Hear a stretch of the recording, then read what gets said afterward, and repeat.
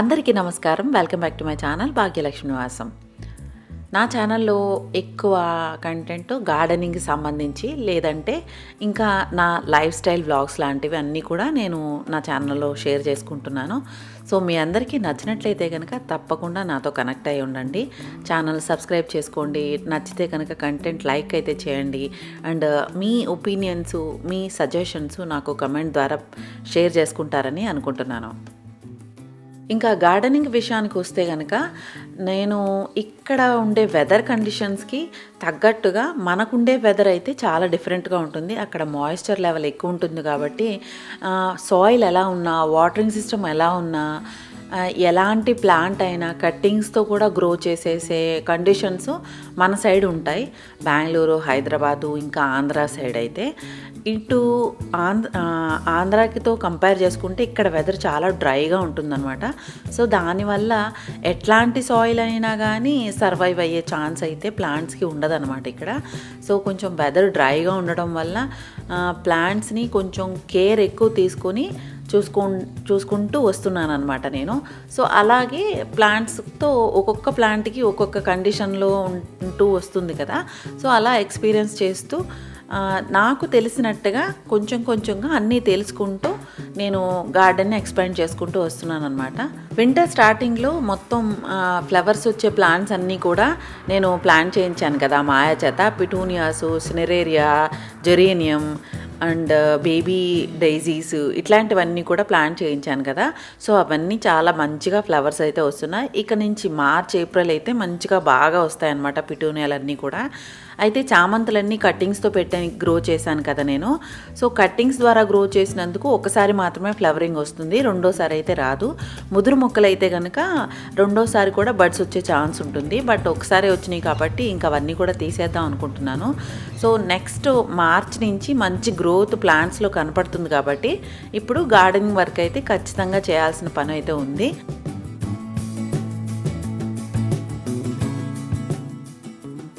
Season మారుతుంది కాబట్టి మొక్కలకి కొత్త ఎనర్జీతో మళ్ళీ స్టార్ట్ అవుతాయి అన్నమాట. అంటే డార్మెన్సీ నుంచి బయటకు వస్తాయి. అందుకే ఇప్పుడు గార్డెన్లో కొన్ని మెయిన్ పనులు అవసరం అన్నమాట చేయటం. ముందుగా నేను గార్డెన్లోకి వచ్చి ఒక్కసారి మొత్తం గార్డెన్ అంతా చూసుకుని ఎలా చేయాలి, ఏం చేయాలి ఇలాంటిదన్నీ ప్లాన్ చేసుకుని స్టార్ట్ చేశాను అనమాట. ఫస్ట్ ఏంటంటే మనకి డ్రై అయిపోతున్న ఆకులు, ఆల్రెడీ డ్రై అయిపోయిన ఆకులు, ఇంకా కొంచెం పసుపచ్చగా మారిన ఆకులు అట్లాంటివన్నీ తీసేస్తూ, స్పెంట్ అయిపోయిన ఫ్లవర్స్ లాంటివి ఉంటాయి కదా అలాంటివన్నీ తీసేస్తూ ఒక్కొక్క మొక్కకి ప్రూనింగ్ అది చేయాల్సి ఉంటుందన్నమాట. సాఫ్ట్ ప్రూనింగ్ అట్లాంటివన్నీ కూడా కొంచెంగా కట్ చేస్తూ, చామంతులన్నీ చెప్పాను కదా కొమ్మలతో నేను గ్రో చేశాను అనమాట. కట్టింగ్స్ పెట్టాను. జూలై టైంలో మనం కట్టింగ్స్ పెట్టుకుంటే మంచిగా గ్రోత్ అయ్యి ఆగస్ట్ నుంచి స్టార్ట్ అవుతాయి మంచి ఎదగటం అనమాట. ఆగస్ట్, సెప్టెంబర్ కల్లా మనకి చిగుర్లు రావటం అలా స్టార్ట్ అవుతుంది. ఆ తర్వాత అక్టోబర్ నుంచి మనకి బడ్స్ రావటం, ఆ తర్వాత నవంబర్కి అల్లా మంచిగా పూయటం అట్లా తయారవుతాయి చామంతి మొక్కలు. సో మనం కట్టింగ్స్ ఎప్పుడు పెట్టుకున్నా కానీ జూలై ఎండ్ నుంచి కట్టింగ్స్ పెట్టుకోవడం స్టార్ట్ చేస్తే మంచి గ్రోత్ అయితే ఉంటుంది. సో ఈ చామంతులన్నిటినీ తీసేసాను అనమాట. ఇంకా అక్కడక్కడ మధ్యలో డయాంతస్ ప్లాంట్ చేశాను. డయాంతస్ నేలలోనే ప్లాంట్ చేశాను అనమాట. సో అవి కూడా పెద్దగా పువ్వులవి రావట్లేదు. బట్ వాటికి కొంచెం పించింగ్ చేస్తే కనుక తర్వాత నుంచి పక్కల నుంచి కొమ్మలు వచ్చి కొత్తగా స్టార్ట్ అవుతాయి అనేసి. ఆ తర్వాత ఇంకా పెరీనియల్ ప్లాంట్స్ ఉంటాయి కదా, అంటే సంవత్సరం అంతా కూడా పెట్టుకోవచ్చు మనం ఆ ప్లాంట్స్ని. వాటికి కూడా కొన్ని ఎక్స్ట్రా గ్రోత్ ఉంటే వాటిని కట్ చేసేయడం ఇట్లాంటివన్నీ చేస్తే కనుక మనకి తర్వాత మనం ఫెర్టిలైజర్ ఇస్తాం కాబట్టి నెక్స్ట్ గ్రోత్ బాగుంటుందన్నమాట. సో ఇలా క్లీనింగ్ చేస్తూ వస్తున్నాను మొత్తం.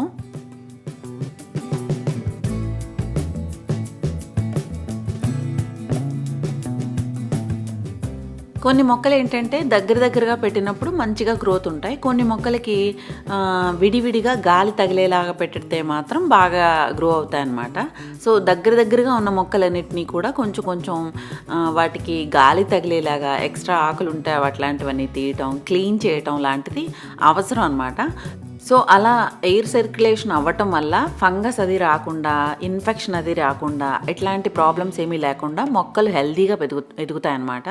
సో ఇప్పుడు నేను ఎక్కువగా చేసే పని సాయిల్ లూజ్ చేయటం, టైట్గా ఉన్న మట్టిని నీళ్లు సరిగ్గా పీల్చుకోదు కదా, సో దాని గురించి సాయిల్ కూడా లూజ్ చేసుకుంటూ వస్తున్నాను.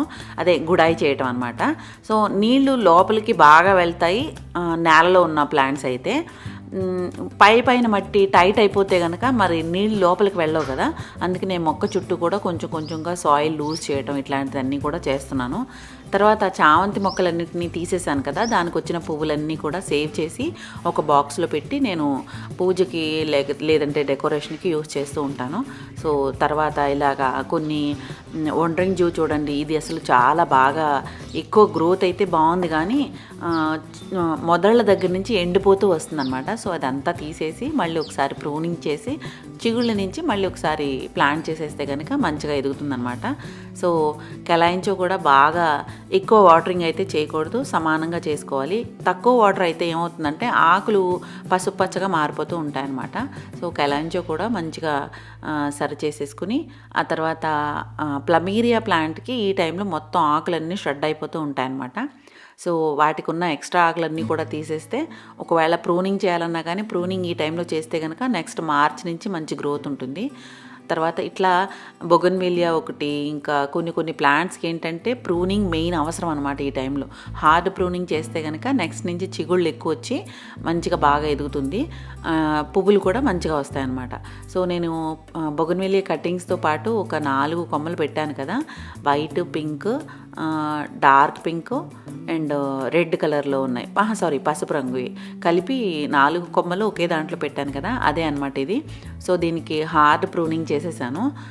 సో దట్ ఏంటంటే తర్వాత నేను ఫెర్టిలైజర్ ఇస్తాను కదా, లైక్ డిఏపి ఒకటి, పొటాష్, ఇప్సమ్ సాల్ట్, ఇవన్నీ కలిపి బోన్ మీల్ కలిపింది నేను పెట్టుకుంటూ ఉంటాను. ఇంకా చాలా రకాలు చాలామంది చెప్తూ ఉంటారు, బట్ నాకైతే ఇవి వాడటం వల్ల మొక్కల్లో ఏ తేడా అయితే కనిపించలేదన్నమాట. మంచిగా నేను కొంచెం ఇటు అటుగా కొంచెం ఎక్కువగా అయినా ఇచ్చినా కానీ నాకు పెద్ద పాడైనట్టు అనిపించలేదు, మొక్కలకి గ్రోత్ అయితే బాగుంది. కొంతమంది ఎన్పికే ఒకటి, అమోనియా ఒకటి, ఇట్లాంటివన్నీ కూడా ఇస్తున్నారు, రాక్ ఫాస్ఫేట్ ఒకటి, ఇట్లాంటివన్నీ కూడా. అవి కూడా ఆర్గానిక్ దాంట్లోనికి వస్తాయి, కానీ నాకు యూజ్ చేయడం తెలియకపోతే ఏమాత్రం తేడా చేస్తే కనుక మొక్కలు పాడైపోతాయి కదా, అందుకని భయం వేస్తుంది. సో నేను ఓన్లీ డిఏపి, పొటాష్, తర్వాత మెగ్నీషియం సల్ఫేట్, తర్వాత ఇంకొకటి ఏంటి బోన్ మీల్, ఈ 4 కలిపి పెట్టుకుంటున్నాను డబ్బాలో. ఇవన్నీ కూడా ఈ మొక్కలన్నిటికీ కొంచెం కొంచెంగా ఇద్దాము అంటే ఒకే రోజులో అంతా కుదరదు కదా. ముందు ఈ రోజైతే క్లీన్ చేసేసి వాటరింగ్ ఇచ్చేస్తే తర్వాత రోజుకి మొత్తం మొక్కలన్నింటినీ మట్టి లూజ్ చేసి గుడాయి చేసేసి తర్వాత ఫెర్టిలైజర్ ఇద్దామనేసి ప్లాన్ చేసుకున్నాను అనమాట. సో ఇలా ఒక్కొక్క మొక్కని దగ్గరగా చూసుకుంటూ 1 by 1 మొత్తం ప్రూనింగ్ ఇట్లాంటివి చేయడానికి చాలా టైం పడుతుంది. సో హార్డ్ ప్రూనింగ్ అయితే మాత్రం బొగన్విలియాకి ఈ టైంలో మాత్రం ఖచ్చితంగా చేయండి మీ దగ్గర ఉంటే కనుక.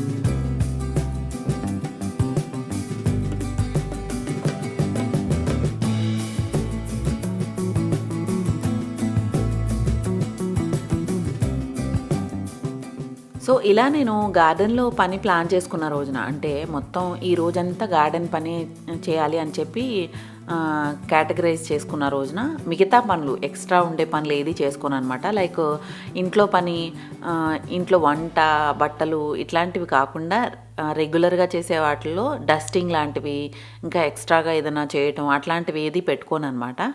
సో ముందుగా రెగ్యులర్ పని చేసేసుకుని వంట చేసేసుకుని అది పక్కన పెట్టేసుకుని ఒకసారి గార్డెన్లో పని స్టార్ట్ చేసిన తర్వాత కంటిన్యూ చేసుకుంటూ మధ్యలో ఒకవేళ అలసిపోయినా కానీ 5 నిమిషాలు రెస్ట్ తీసుకోవడం, చాయ్ బ్రేక్ తీసుకోవడం, తర్వాత మళ్ళీ కంటిన్యూ ఆ పనే చేస్తూ వస్తానన్నమాట.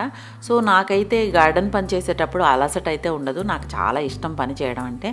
సో అది ఒకటి ఏంటంటే మనసుకు కూడా బాగుంటుంది, బ్రెయిన్కి కొంచెం వేరే ఏది ఆలోచించడానికి లేకుండా దాని మీదే కాన్సన్ట్రేషన్ ఉండేలా ఉంటుంది. ఏంటో నాకు చాలా ఇష్టం గార్డెనింగ్ పని అంటే. సో అందుకే పొద్దునుంచి సాయంత్రం వరకు కూడా చేసినా కానీ అంత టైర్డ్గా అయితే అనిపించదు. లాస్ట్లో కొంచెం టైర్డ్నెస్ ఉంటుంది కానీ అంత రెస్ట్లెస్గా అనిపించదు అనమాట. సో ఇలా మొత్తం గార్డెన్ అంతా కూడా క్లీన్ చేసేసుకుంటే ఒకేసారి మీరు చూసినప్పుడు కూడా అంటూ ఉంటారు కదా, మీ గార్డెన్ చాలా అందంగా ఉంది, చాలా నీట్గా ఉంది, బాగా మెయింటైన్ చేస్తున్నారని.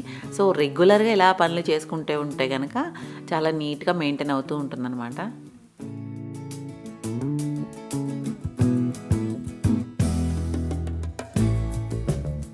ఈ పక్కన ఉన్న ప్లాంటర్స్లో ఉన్న బొగన్వేలియా అయితే ఇప్పటికి ఇంకా ఫ్లవర్స్ అయితే బాగా వస్తున్నాయి అన్నమాట. 3 రంగులు, ఒకటి డార్క్ పింక్, ఒకటి న్యూన్ పింక్లా ఉంటుంది, ఒకటేమో పర్పుల్ షేడ్లో ఉంటుందన్నమాట. సో ఈ 3 అయితే ప్లాంటర్స్లో ఇప్పుడు వరకు అయితే ఫ్లవర్స్ బాగా వస్తున్నాయి. సో అందుకని వీటికి హార్డ్ ప్రూనింగ్ అయితే చేయలేదు, కానీ ఫ్లవర్స్ వస్తున్నాయి కదా అనేసి ప్రస్తుతానికి అలాగే వదిలేశాను. నెక్స్ట్ మంత్ నుంచి కొంచెం ఫ్లవర్స్ తగ్గిన తర్వాత గుడాయి అయితే చేద్దామని అనుకున్నాను. సో గుడాయి చేసేసి నెక్స్ట్ మంత్ నుంచి హార్డ్ ప్రూనింగ్ చేస్తే కనుక గ్రోత్ బాగుంటుంది కదా. సో ప్రస్తుతానికి పువ్వుల్ని ఎంజాయ్ చేయొచ్చు అనేసి వదిలేశాను అనమాట. ఇలా గార్డెన్ వర్క్ అంటే క్లీనింగ్ చేసుకునే టైంకి ఎవరైనా ఉంటే కనుక హెల్ప్ తీసుకోవచ్చు. అయితే మాయా లాంటి వాళ్ళు హెల్పర్స్ ఉన్నా కానీ వాళ్ళు అంత నీట్గా చేయరనమాట. సో మనకి ఎలా కావాలన్నది వాళ్ళకి చెప్పినా కానీ కొన్నిసార్లు చేసేవాళ్ళు ఉండకపోతే కనుక మనం చేసుకోవడమే బెటర్ అని అనిపిస్తూ ఉంటుంది నాకైతే. అందుకే ప్రసాద్ గారు ఉంటే కనుక ప్రసాద్ గారితో పాటు చేసుకుంటాను, లేదంటే నేనే ఇలా క్లీన్ చేసుకుంటూ ఉంటానన్నమాట. అండ్ ఈ టైంలో పెట్టే కటింగ్స్ అన్నీ కూడా చాలా మంచి గ్రోత్ ఉంటాయన్నమాట. ఒకటి ఫిబ్రవరి మార్చ్ టైంలో, ఆ తర్వాత ఆగస్ట్ సెప్టెంబర్ టైం కల్లా మనకి కటింగ్స్ పెట్టుకుంటే కటింగ్స్ వాటర్లో పెట్టుకోవచ్చు, లేదంటే ప్లాంట్ చేసుకున్న డైరెక్ట్గా మంచి గ్రోత్ ఉంటాయన్నమాట. నేను మాన్స్టెరా కటింగ్తో చాలా రకాలుగా మొక్కలు పెట్టాను అనమాట. అంటే ముందు వాటర్లో గ్రో చేసి తర్వాత ప్లాంట్ చేసేసాను. అలా మెయిన్ మదర్ ప్లాంట్లు 2 ఉంటే నేను ఇప్పటి వరకు 4 నుంచి 5 మొక్కల వరకు చేశాను అనమాట. నెక్స్ట్ వీడియోలో మీ అందరికీ చూపిస్తాను. తర్వాత ఈ ఏరియా అంతా కూడా క్లీనింగ్ చేయాల్సి ఉంటే కనుక క్లీన్ చేయటం, మనం కటింగ్ చేసి కటింగ్ నుంచి ఇంకొక మొక్కను పెంచాలనుకుంటే ఈ టైం అయితే మాత్రం బెస్ట్ టైము. అంటే వాటర్లో ప్రొపగేట్ చేసి తర్వాత నెక్స్ట్ మనం మార్చ్ టైంకి ప్లాంట్ చేసుకోవచ్చు అనమాట. సో మాన్స్టర్ అలాగే వాటర్లో పెడదామనేసి కటింగ్ అయితే చేశాను. మనీ ప్లాంట్స్ కూడా కొంచెం స్ట్రిగ్స్ కొంచెం గ్రోత్ ఎక్కువ అవుతున్నాయి. ఇప్పటి నుంచి నెక్స్ట్కి ఇంకా ఎక్కువ అయిపోతే కనుక మళ్ళీ కింద దాకా వచ్చేస్తాయి కదా. సో ప్రస్తుతం అయితే కటింగ్స్ చేయట్లేదు, కానీ మొత్తం నెక్స్ట్ మంత్ నుంచి అయితే కొంచెం కట్ చేద్దామని అనుకుంటున్నాను ఈ ఏరియా అంతా కూడా.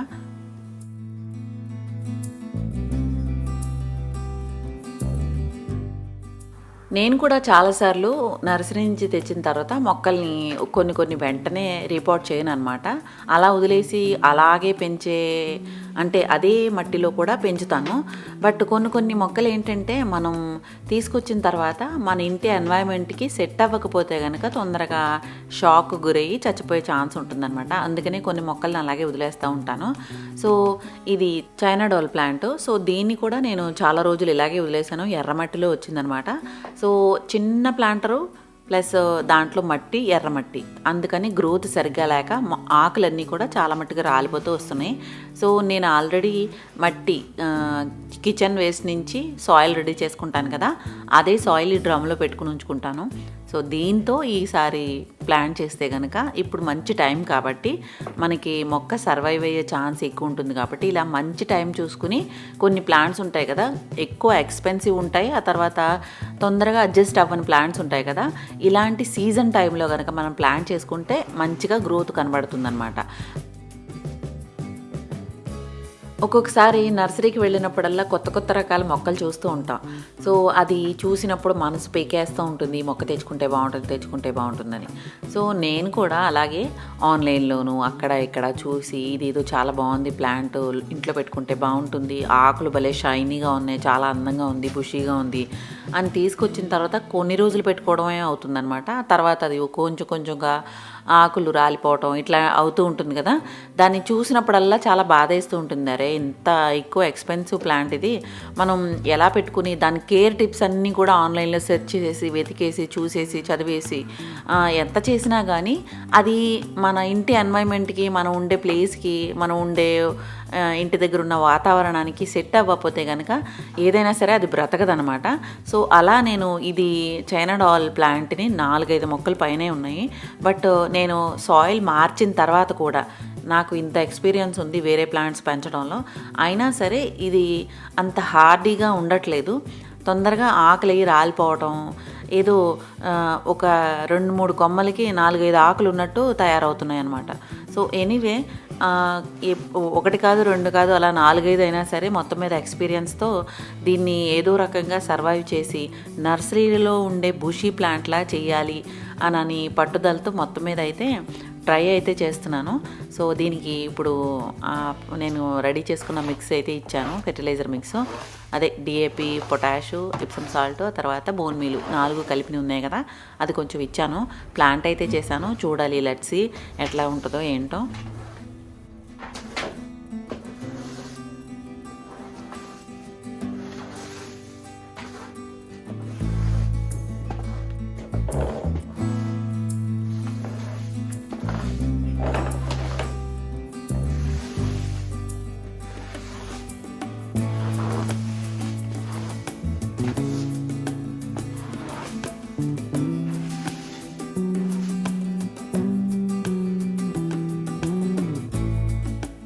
ఇలా మొత్తం అంతా క్లీన్ చేసుకున్న తర్వాత ఎండాకులు ఇవన్నీ కూడా నేను యాక్చువల్లీ గ్రీన్ వేస్ట్లో వేసుకోవచ్చు. బట్ నేను ఈ ఆకులనది గ్రీన్ వేస్ట్లో వేయను, ఎందుకంటే నాకు మా సొసైటీలో ఎండాకులు దొరికే ఛాన్స్ ఉంది కాబట్టి నాకు ఇది మళ్ళీ పచ్చాకులు వేసిన తర్వాత సమ్ కైండ్ ఫంగస్ ఏదైనా వస్తుందేమోనని భయం వేస్తుంది అనమాట. అందుకని పచ్చాకులు అయితే పడేస్తూ ఉంటాను. యాక్చువల్లీ పచ్చాకులు కూడా పడేయకుండా ఎండబెట్టి ఫెర్టిలైజర్ చేసుకోవచ్చు, మీరు కంపోస్ట్ చేసుకోవచ్చు కంపోస్ట్ బిన్లో వేసి. బట్ నేనైతే అలా చేయను అనమాట. ఆ తర్వాత మందార చెట్లు ఇంకా మల్లి చెట్లు ఇవన్నీ కూడా ప్రూనింగ్ చేసేసాను అనమాట. ఈ టైంలో ప్రూనింగ్ చేస్తే మంచిగా సమ్మర్ కల్లా పువ్వులు వస్తాయి. సో తర్వాత ఇదంతా కూడా క్లీన్ చేసేసి, ఇంకొకటి ఏంటంటే నాకు ఇంత పని చేసినప్పుడు ఈజీగా ఉండేది కొన్ని మెషిన్స్ ఉండడం వల్లే. సో ఈ బ్లోవర్ మిషన్ తోటి మొత్తం కుండీల్లో ఉన్న చెత్తాకులు అట్లాంటివన్నీ కూడా తీసేస్తూ ఉంటాను. కొన్ని మొక్కలకైతే మల్చింగ్ అవసరం, అంటే ఎండాకులు అవి పైన వేసినా కానీ మల్చింగ్ చేయటం వల్ల దానికి అందులో వాటర్ రిటైన్ అయ్యి కొంచెం సమ్మర్కి బాగుంటుంది. కొన్ని చెట్లకి ఆ ఎండాకులు అలా ఉండడం మంచిది కాదనమాట. సో తీసేయడమే బెటరు, సాయిల్ కుళ్ళిపోకుండా, బ్యాడ్ స్మెల్ రాకుండా, ఫంగస్ రాకుండా ఉంటుంది. సో ఇలా మషిన్తో మొత్తం అంతా బ్లోవర్ చేసేసి క్లీన్ చేసేసాను అనమాట. తర్వాత సాయిల్ లూజ్ చేయాలి అంటే కనుక ముందు వాటరింగ్ చేసేస్తే మొత్తం అంతా నానిపోయి ఉంటే ఈజీగా కొంచెం చేయటం కుదురుతుంది. కాబట్టి ఈరోజైతే ఓన్లీ నేను క్లీన్ చేయటం తర్వాత వాటరింగ్ చేయటం ఒకటే పెట్టుకున్నాను. రేపొద్దున్న మల్చింగ్ అది చేయటం, అంటే కొంచెం గుడాయి చేయటం, మట్టిని లూజ్ చేసేసి ఆ తర్వాత ఫెర్టిలైజర్ ఇద్దాము అనేసి ప్లాన్ చేసుకున్నాను. సో వాటరింగ్ ఎలా చేస్తానంటే, నేను యాక్చువల్ మొత్తం అన్నిటికీ వాటర్ చేయాలని అన్నప్పుడు చిన్న పాట్లు అయితే ఎక్కువ వాటర్ అవసరం ఉండదు కదా. నేలలో ఇచ్చేటప్పుడు వాటరింగ్ సిస్టమ్ వేరేలా ఉంటుంది, ఎందుకంటే నేలకి ఎక్కువ నీళ్లు ఇచ్చినా కానీ లోపలికి అబ్జార్బ్ చేసేసుకుంటాయి కాబట్టి అంత ప్రాబ్లం ఉండదు. కుండీల్లో వాటర్ ఇచ్చేటప్పుడు ఒక్కొక్క కుండీ ఒక్కోలా ఉంటుంది. సెరామిక్ కుండీకి ఓన్లీ 1 హోలే ఉంటుంది కాబట్టి ఆ హోల్ మునిగిపోకుండా, అంటే మట్టితో కవర్ అయిపోకుండా కొంచెం లూజ్గా ఉండేలాగా మనం సాయిల్ ఉండాలి. ఆ తర్వాత సాయిల్లో వేసుకున్న మొక్క కూడా అలాంటి మొక్క అయి ఉండాలి, తొందరగా నీళ్ళు ఎక్కువ ఇచ్చినా కానీ పాడవని మొక్క లాంటివి. సో కుండీలు, తర్వాత సాయిలు, ఆ తర్వాత మనం ఇచ్చే వాటరింగ్ సిస్టమ్ ఇవన్నీ సరిగ్గా ఉంటేనే మనం పెట్టిన మొక్క మంచిగా ఎదుగుతుందనమాట. సో నేను ఇలా ప్లాంట్స్కి అన్నిటికీ మొత్తం వాటరింగ్ అయితే చేస్తున్నాను. ఈ తర్వాత ఇక్కడ ఉన్న ఫౌంటైన్ కూడా క్లీన్ చేసేస్తూ ఉంటాను రెగ్యులర్గా. డీప్ క్లీనింగ్ అంటే అప్పుడప్పుడు చేస్తూ ఉంటాను, రెగ్యులర్గా కుదరదు. సో మనం ఒకవేళ అందులో ఏదైనా చెత్త, నాచు లాంటివి ఉండిపోయినా కానీ పంప్కి అడ్డం పడిపోయి తొందరగా నీళ్లు దాంట్లో సరిగ్గా రావన్నమాట. సో ఒకసారి మధ్యలో 15 రోజులకు ఒకసారి ఎప్పుడో ఒకసారి క్లీన్ చేస్తూ ఉంటాను. వాటర్ అంతా క్లీన్ చేసేసి కిందకి పంపేస్తే తర్వాత మళ్ళీ నీళ్ళు పట్టేస్తూ ఉంటాను. నా గార్డెన్లో ఒక్కొక్క కార్నరు ఒక్కొక్క లాగా డిజైన్ చేసుకుని పెట్టుకున్నాను అనమాట నేను.